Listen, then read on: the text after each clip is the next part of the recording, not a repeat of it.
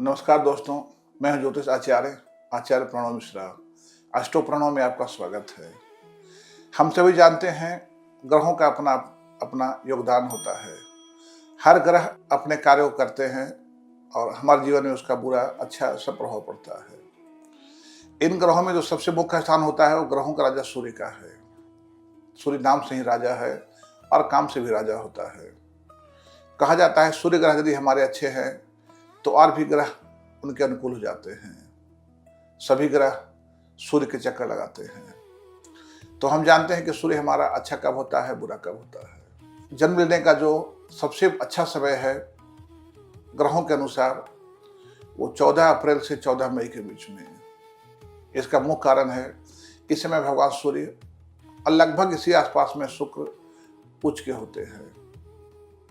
और देखा जाए तो कार्तिक अर्थात 15 अक्टूबर से लेकर के 15 नवंबर के बीच में सूर्य ग्रह अपने नीच के होते हैं। हमारे सनातन परंपरा में छठ पूजा 2 ही बार किया जाता है, जब सूर्य नीच के हों कार्तिक शुक्ल षष्ठी को, या फिर जब सूर्य उच्च के हों चैत्र शुक्ल षष्ठी को।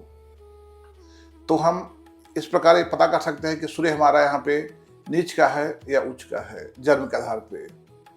उसके अलावा जिन्हें नेत्र में कोई समस्या हो, पिता से संबंध बढ़िया नहीं हो, मानसिक रूप से अस्वस्थ हो, आत्मबल में कमी हो, सरकारी नौकरी में सरकारी कार्य में दिक्कत आता हो, उसके अलावा मान सम्मान में कमी हो, तो वहाँ मान सकते हैं कि आपका सूर्य नीच का है, सूर्य डिस्टर्ब है या सूर्य किसी पापा ग्रह के प्रभाव में आ चुका है।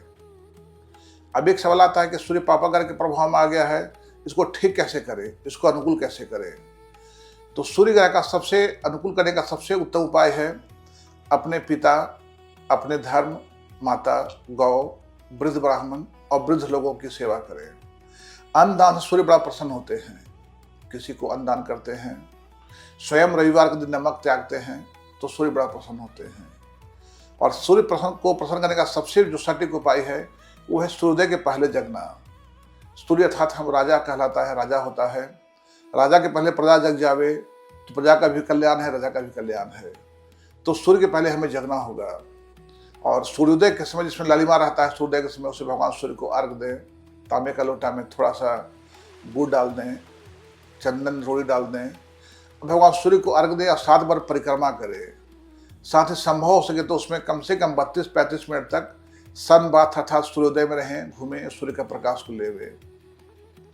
और संभव हो तो घर में छठ पूजा करें और सूर्य का मंत्र ओम घृणिम सूर्याय नमः, सूर्य गायत्री, आदित्य स्तोत्र का ये सब का पाठ करें। इससे सूर्य आपके बहुत ही मजबूत होंगे। सदाचारी रहें, धर्म को पालन करें, माता पिता का सेवा करते रहें, सूर्य आपके हमेशा अच्छे फल देंगे।